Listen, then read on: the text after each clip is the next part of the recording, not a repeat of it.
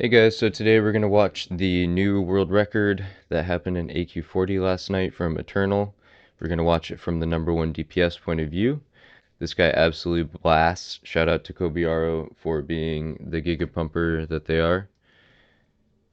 And just a couple things to note here. I don't think that there's too much different points of focus other than what went wrong and what went right.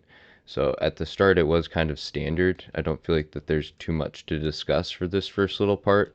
This whole area here, it went well. And yeah, it just kind of is what it is, right? We've talked about this a lot. So previously, in my last video talking about this pull here, I was kind of silly. I was like, oh, there's only two Mind Slayers in the upcoming room. It's actually four. There's two different packs that have two.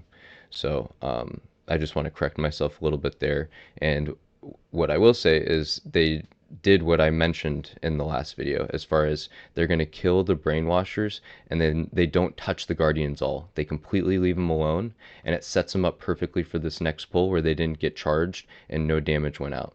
So the difference in ability of this raid just went up significantly, and the safety of this pull is much more. But people are just not standing in the right spot here. Look at all these people. Like, lots of guys don't know how to backpedal, and they're in weird spots. You want to be pressing your backpedal and in the corner, as much in the corner as possible. So really good snowballs there. Absolute Giga Gamer from Kobiaro. Some people just aren't able to do that though, and so everyone got knocked in the room. And I thought the run was over here. So typically everyone would run out and the boss would reset, but they go for it. So they fight this pack and the boss at the same time, which is an insane pull with only a couple healers in this raid. So the thing to note here is that I don't think any healer got feared at the start because they all have fear wards on. So that definitely saved them. This first fear was very, very scary. Odapal also used their bubble earlier in this. So because of that, they don't have it for this pull, which is scary compared to Twist that did have their bubble available and used it right here. So I think that was significant to be able to just absolutely bomb the main tank. And again, this is an advantage of being on Alliance side. What I note is the different poison that you're still seeing. So some people like Wheelie has stacking poison. It's not the end of the world being a priest though, because you just pray or heal your group and it is what it is. Um, yeah, but some other people I see poisons that are not being removed, like this Azat here. Poison is just going for multiple seconds. Okay, no, now it's taken care of. Seems like everyone's canceling it. Core maybe not. Core had a poison this entire time, and it's not being removed. So ban Core from TSA. Just saying. uh, Also, very, very scary to have the poison right near all of the casters like this. There's just no room doing the pull like this. I think that they focused their correct targets as far as the Mind Slayers first are the most dangerous. Once those are dead, they finished off the couple Guardians and cleaved it down easy peasy. But unfortunately, LJ dies here. And I don't really know how. Oh, it fears. So the tank got feared here. I'm not sure if the two dwarves were redoing Fear Ward during this pull. Let's check that real quick. So we're going to go to Bug Trio, casts. No Fear Ward on the tanks. Bruh. During this pull, definitely want to make sure that after the fear goes out, I know that they're freaking out. They have a lot to be doing right here, but that's really, really important. So that kind of led to the death there, as far as the tank getting feared and it flipping to LJ. But anyways, moving forward, they just run forward and are now blasting down Sartura. Pretty good stacking here, is what it is. Kill the ads right as they do their knock away. Everyone is able to intercept back in. Not a whole ton of DPS loss here. And they stay in and lip. Easy peasy.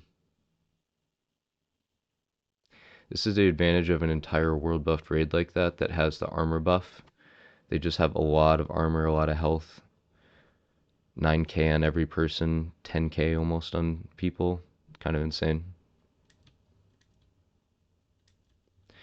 So moving forward, we've talked about this area, how they try and go fast through here. So they're doing speed pots now also, like every speed item that they can to just keep moving. Um, so this entire tunnel is sped up at this point, which is, I think it's basically max capacity. Um, I think that there is still a little bit more potential to run on the inside here. Like just pull the other ads if you need to. You're still not walking in the middle. And if we're talking about NASCAR here, these guys don't understand how to NASCAR. So I think trajectory wise, if you're on the inside the entire time, it's just faster, right? Maybe I'm wrong. You tell me. I guess there's like a path that you take to get to the edge, but staying on the edge the entire time here. See a lot of people not NASCARing.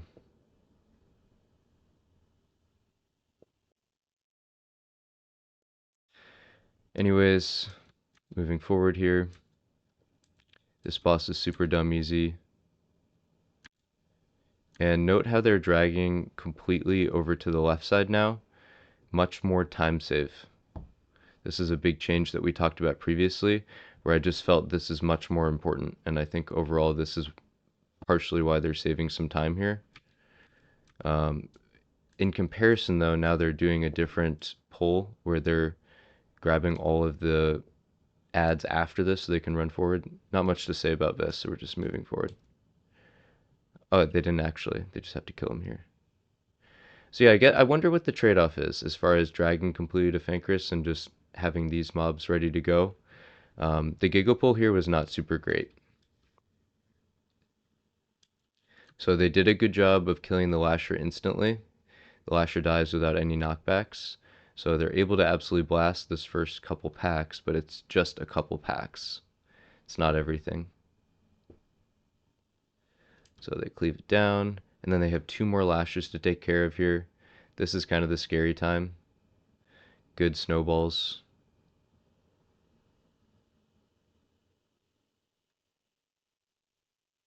Yeah, that was the scary one or two charges, but other than that, pretty safe. And another pack, and then Hoo-Hoo's on its way in while they're doing this pack.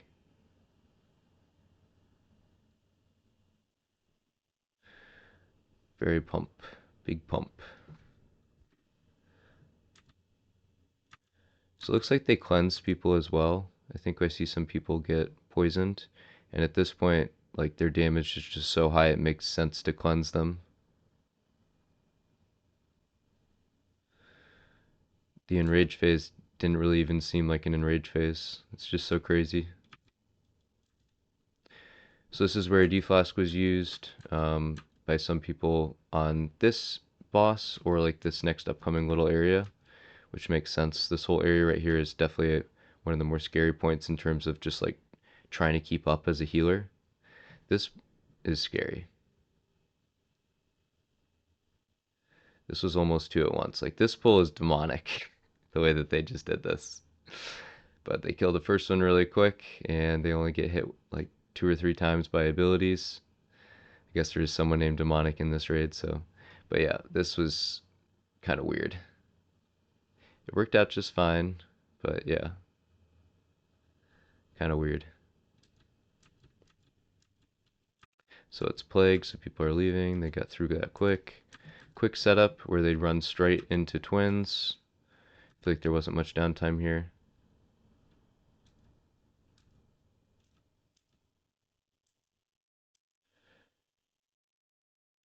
Alright, so Stone Shield is then used here.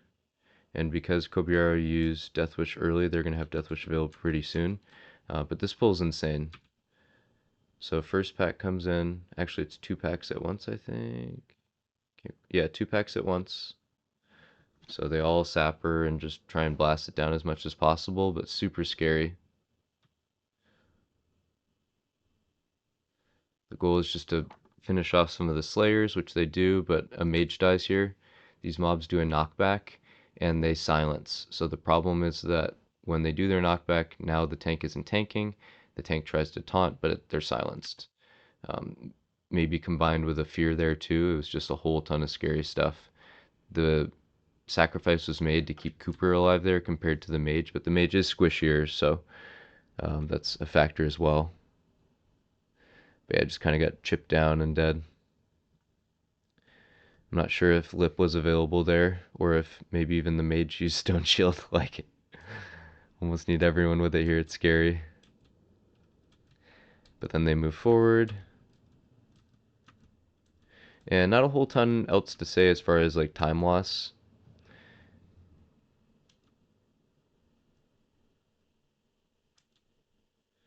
I feel like earlier when I was watching this, I counted to 6 seconds at one point.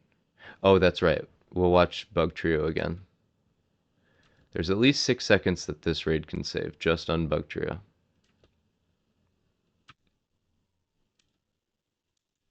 So really good timing here with Oro spawning right as they finish this mob. So their understanding of doing these pulls here is really, really good.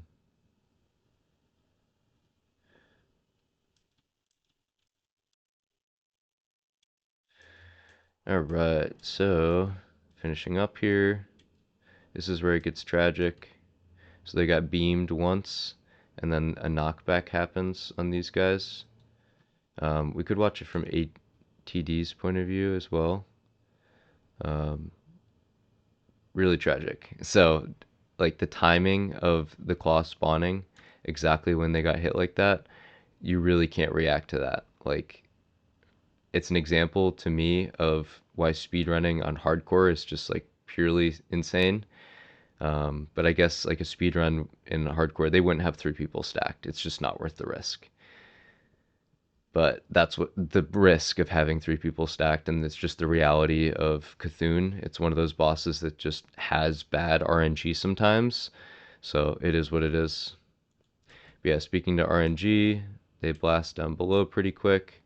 Felt like it was a little slow for the thing below to die, but I'm not going to look into the logs too much of that, like average time compared to how long it took. Death Sting, great. Oh, like I said, let's go back to Bug Trio here.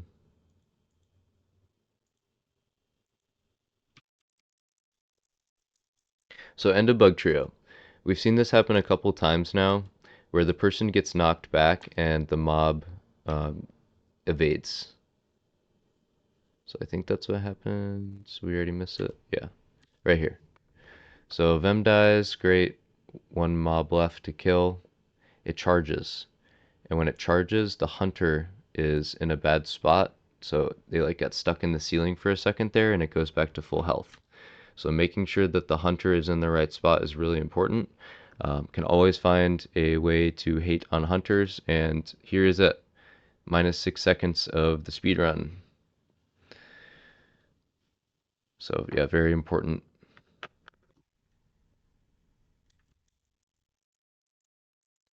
All right, so just looking at logs here, it's kind of insane the level of gear that these guys have at this point. So just a couple things that stand out to me. First of all is just like the level of damage that Kobiaro put out. Pretty insane. Hitting 1K in AQ40 is pretty wild to me.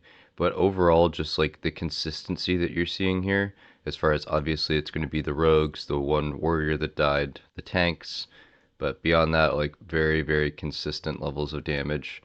Lots of strong players in this raid group. Just looking at gear here real quick. Crazy amount of gear in this raid.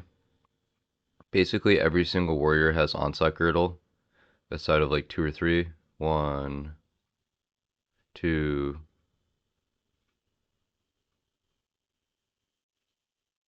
still looking.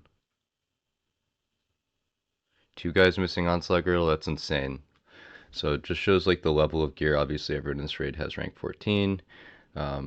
Important to note that Cabriaro didn't have badge. Badge is an insanely powerful trinket. Obviously you can't have complete BIS, but this warrior is basically full BIS. Lots of warriors with DFT. Everyone's got Earth Strike. I won't get too nitty gritty here, but just interesting to see like what makes the number one, right? It's not like it's the fire shield, right? So doing little things like oils and Dragonsmith chili, that kind of stuff. Sure, that can give you that like 0.1%, but just understand that that's like not this level of difference, right? This level of difference comes from additional things, main things, which is cooldown usage, positioning, and just general game knowledge of knowing when to press your buttons. Um, and definitely lower on the Sunders, but I would give it a pass. When I say lower, actually very average. So um, definitely not the lowest, right? Kind of surprised LJ only has 24 considering he died, but again, like I don't know the level of this raid's detail when it comes to if they're assigned different Sunder targets, that kind of stuff. GG's. Thanks, guys.